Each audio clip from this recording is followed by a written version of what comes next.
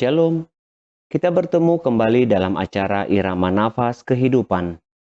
Pada kesempatan ini kita akan berbicara mengenai bahan sermon khotbah pada Minggu tanggal 14 Februari 2021, yaitu pada Minggu Estomihi, di bawah terang topik Hamba Tuhan yang Setia. Mari kita membuka Alkitab kita yang tertulis dalam 2 Korintus pasal 4 ayat 1 sampai dengan 6. Inilah firman Tuhan. Oleh kemurahan Allah kami telah menerima pelayanan ini. Karena itu kami tidak tawar hati. Tetapi kami menolak segala perbuatan tersembunyi yang memalukan. Kami tidak berlaku licik dan tidak memalsukan firman Allah. Sebaliknya kami menyatakan kebenaran. Dan dengan demikian kami menyerahkan diri kami untuk dipertimbangkan oleh semua orang di hadapan Allah. Jika Injil yang kami beritakan masih tertutup juga, maka ia tertutup untuk mereka yang akan binasa, yaitu orang-orang yang tidak percaya, yang pikirannya telah dibutakan oleh ilah zaman ini, sehingga mereka tidak melihat cahaya Injil tentang kemuliaan Kristus yang adalah gambaran Allah.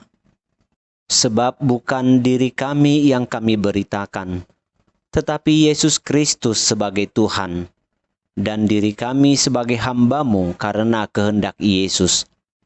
Sebab Allah yang telah berfirman, dari dalam gelap akan terbit terang. Ia juga yang membuat terangnya bercahaya di dalam hati kita, supaya kita beroleh terang dari pengetahuan tentang kemuliaan Allah yang nampak pada wajah Kristus. Demikian firman Tuhan.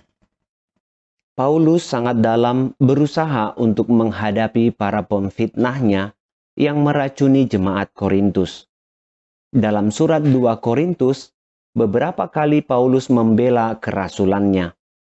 Bahkan pertanyaan-pertanyaan yang meragukan kerasulannya dibalas dia dengan memaparkan pola bentuk kehidupannya yang penuh dengan tantangan. Propaganda yang timbul di tengah-tengah jemaat Korintus akhirnya memuncak pada pertanyaan tentang surat rekomendasi yang harus dibawa oleh seorang utusan yang tidak dapat diperlihatkan oleh Paulus. Paulus memberikan jawaban akan hal ini bahwa surat itu justru jemaat Korintus sendiri yang ditulis, bukan dari tinta, tetapi dari Roh Allah yang hidup. Dalam suratnya yang kedua ini, Paulus berusaha mengambil kembali hati orang-orang Korintus yang sudah dicemari oleh para penfitnahnya. Paulus membuktikan kerasulannya adalah dengan pola kehidupannya sendiri. Kami adalah pelayan Allah, katanya. Buktinya adalah sabar dalam penderitaan, kesesakan, dan kesukaran, menanggung derita, dipenjara, dan menghadapi kerusuhan, berjerih payah, berjaga-jaga, dan berpuasa. Perkataan ini diungkapkan Paulus untuk mengajak jemaat kembali menerawang tentang kebenaran yang sudah pernah mereka yakini. Namun karena para penfitnah mereka kembali menjadi ragu. Perlawanan Paulus berlanjut mengenai Injil. Ia tidak gentar, bukan karena tidak acuh terhadap tuduhan-tuduhan yang dibuat untuk melawan dirinya, melainkan karena kepercayaan yang dengan teguh berakar pada belas kasih Allah yang tidak pernah berubah. Lihat Galatia 1 ayat 15 sampai dengan 17. Pengalaman belas kasihan inilah mencirikan Paulus sebagai seorang pelayan. Lihat 2 Korintus 2 ayat 16 sampai dengan 17. Karena pelayanannya didasarkan pada Allah, bukan pada jasanya sendiri. Itu sebabnya ia menolak setiap kepalsuan dan mewartakan kebenaran dengan keberanian yang besar. Para penfitnah mempersalahkan Paulus bahwa dia bertindak akal-akalan dan tidak dapat dipercaya. Lihat 2 Korintus 1 ayat 17 sampai dengan 18, 2 Korintus 12 ayat 16. Hal itu disebabkan karena mereka tidak melihat tanda-tanda yang dapat dikenal sebagai rasul sejati. Lihat 2 Korintus 11 ayat 13, 12 ayat 11 dan 16. 1 Korintus 9 ayat 3 sampai 18. Penyangkalan Paulus ialah karena pelayanannya berdasarkan pada pengalaman akan pilihan Allah yang cuma-cuma serta belas kasih-Nya. Ia tidak perlu menyembunyikan apa-apa. Bahkan dengan terus terang Paulus mengajak mereka untuk meneliti semua tindakan, kata-kata, serta seluruh hidupnya. Apakah ada yang bertentangan dengan iman? Jika tidak, Paulus mengajak agar mereka meniru dia. 1 Korintus 11 ayat 1, Filipi 1 ayat 27 sampai 30, dan 4 ayat 9. Paulus tidak terlalu memperhatikan kriteria kerasulan secara lahiriah. Ia tegas menolak bahwa ia telah memalsukan pesan Injil seperti yang mereka lakukan.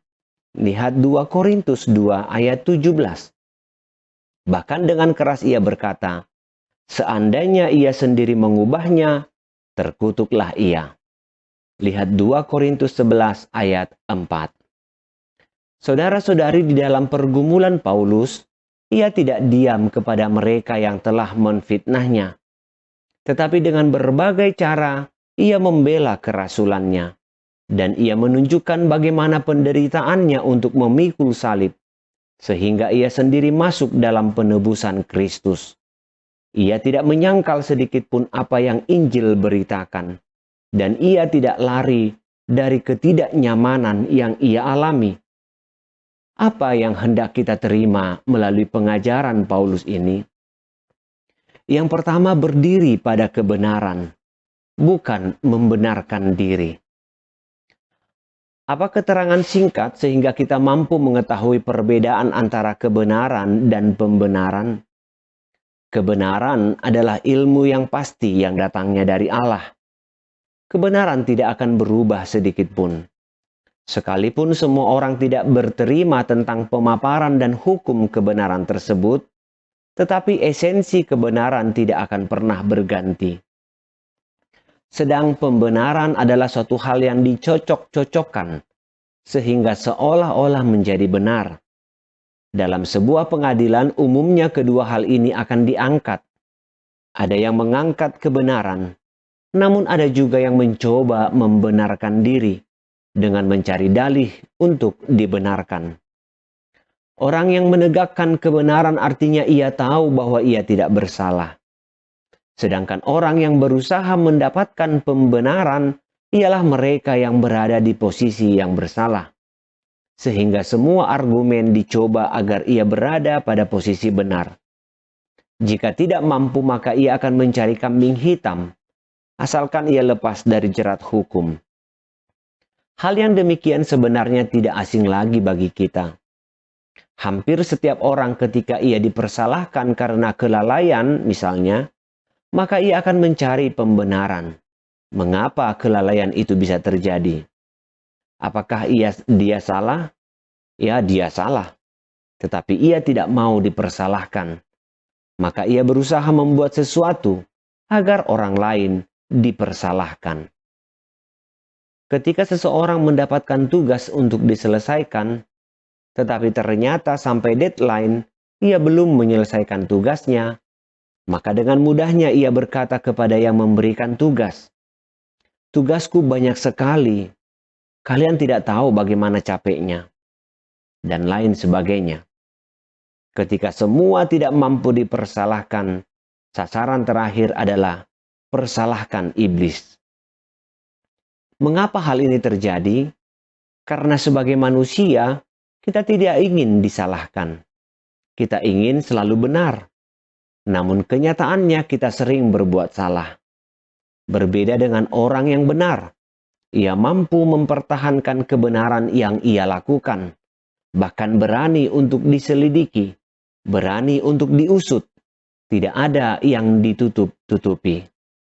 Bahkan tidak jarang orang yang hidup benar, prinsipnya semakin teguh ketika ia dituduh. Sampai titik darah penghabisan pun akan aku perjuangkan. Sekarang kita mampu mengerti mengapa Allah sulit merubah firman yang ia tetapkan. Sebab ia dan firman-Nya adalah sebuah kebenaran, dan itu mutlak, tidak dapat dirubah. Allah tidak mencari pembenaran kepada manusia, sebab ia adalah kebenaran tersebut. Kebenaran apa yang didapat oleh Allah yang Maha Kuasa, superpower, untuk memenangkan manusia dengan cara mati di kayu salib? Bukankah kematiannya menunjukkan bahwa ia lemah? Kita harus mengetahui bahwa bagi Allah tidak ada perbedaan antara hidup dan mati. Bukankah ia hidup untuk selama-lamanya? Sebelum manusia lahir, ia adalah roh di dalam Tuhan. Lalu roh itu masuk ke dalam tubuh dan menjadi manusia. Lalu manusia itu mati dan ia kembali menjadi roh. Bukankah di hadapan Tuhan, roh tersebut adalah roh yang sama yang ia kenal sebelum kelahiran? Bahkan ia mengenal di dalam kehidupan, dan roh yang sama ketika ia menghadapi kematian. Kalau begitu, mengapa ia memilih untuk mati di salib?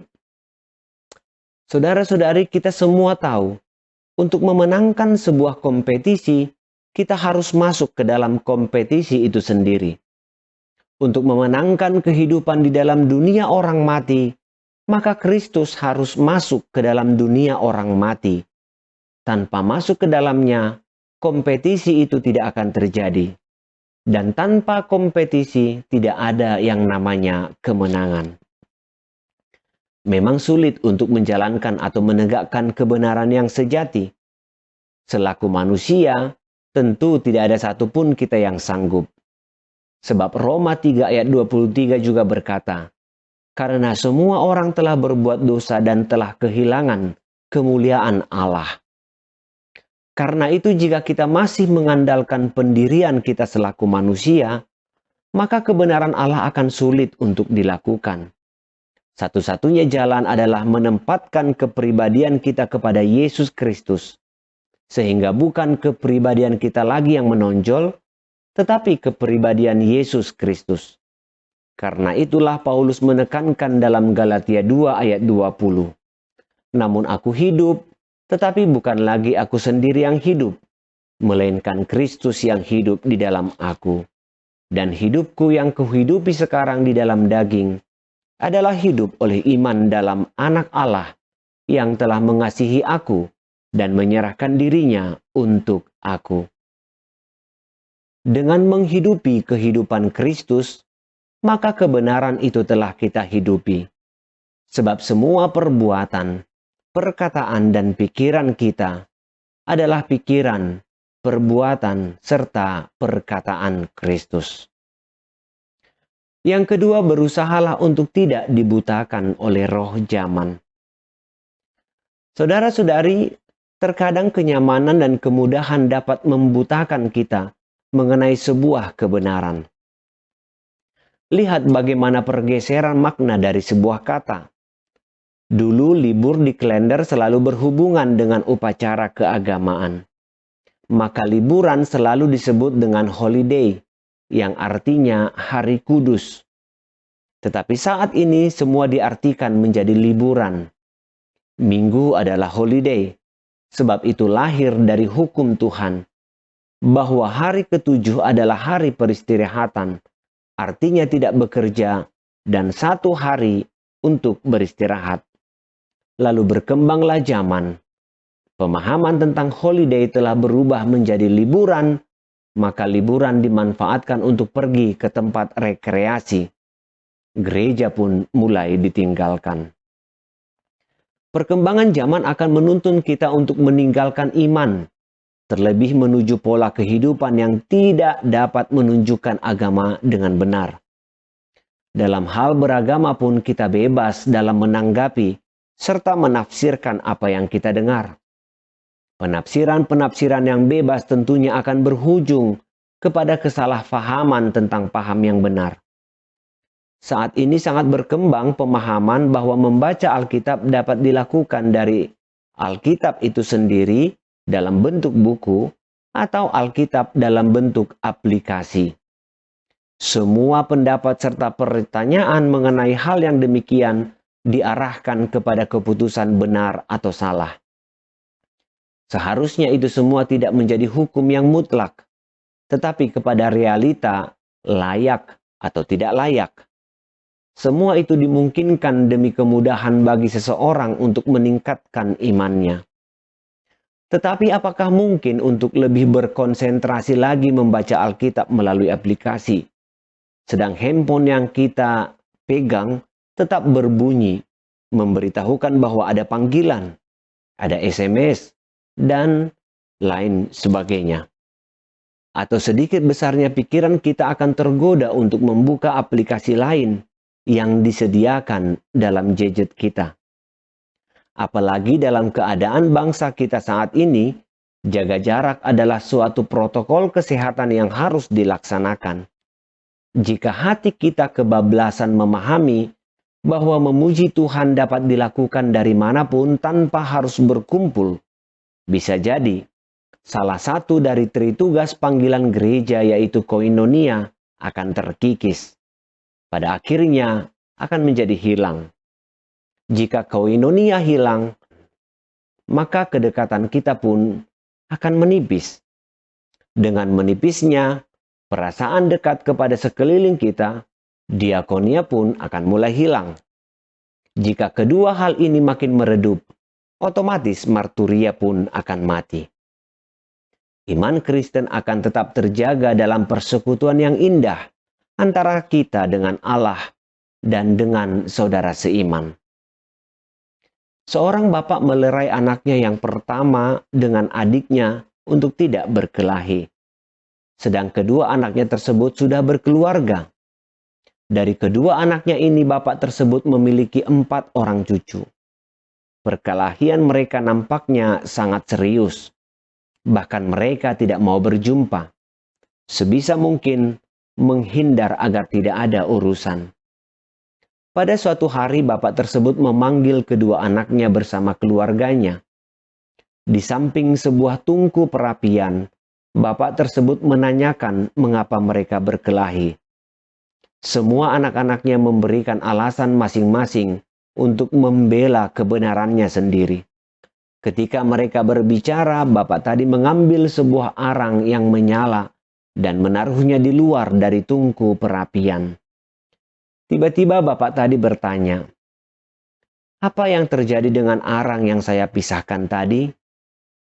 Maka secara spontan cucunya menjawab, "Sudah padam apinya."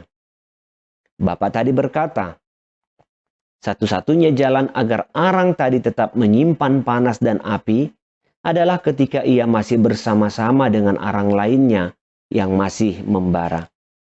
Jika ia dipisahkan, maka yang terpisah itulah terlebih dahulu mati.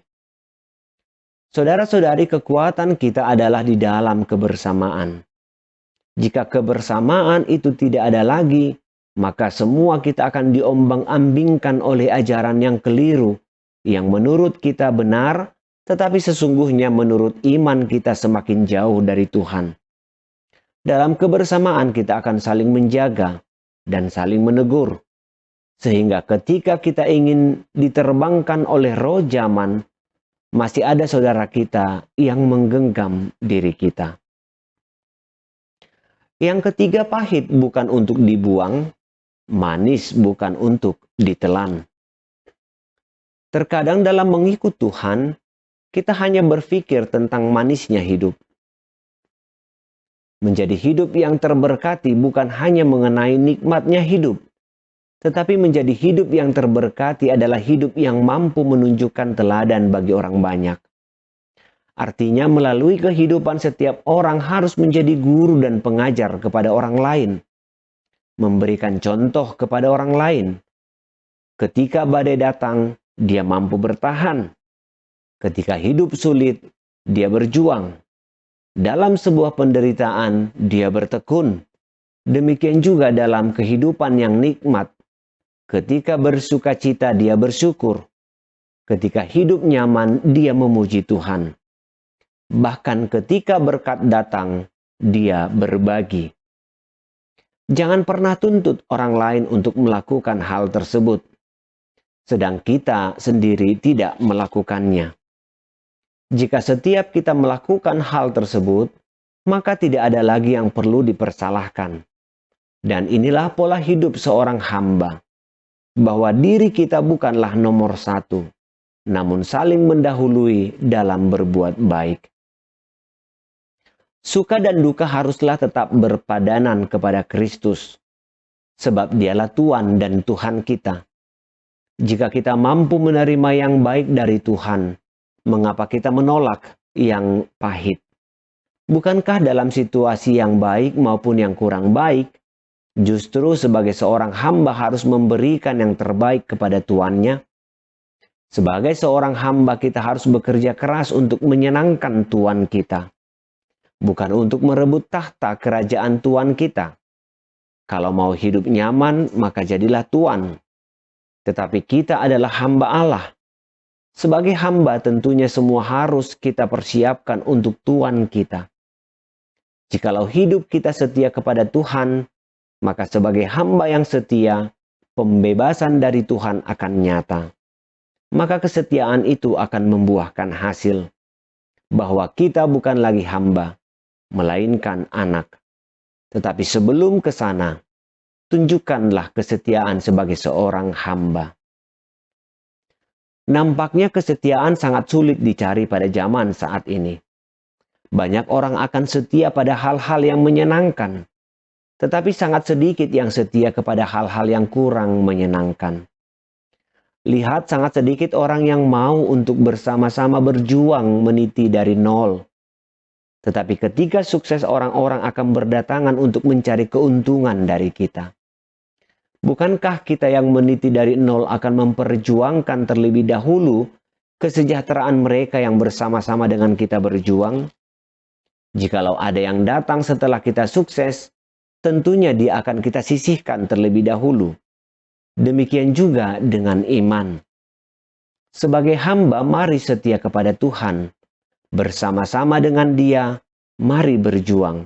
Suka dan duka, kita bersama dengan Tuhan.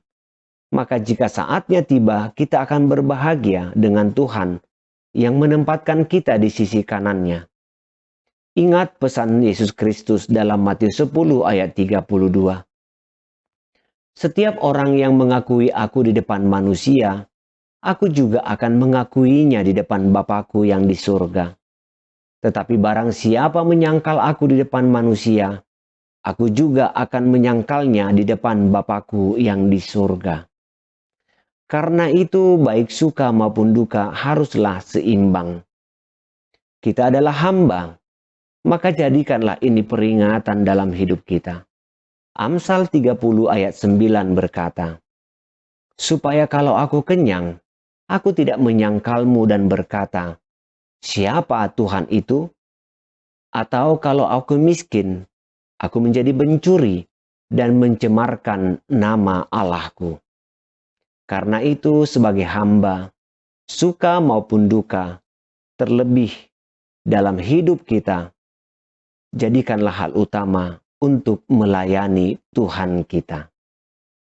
Amin.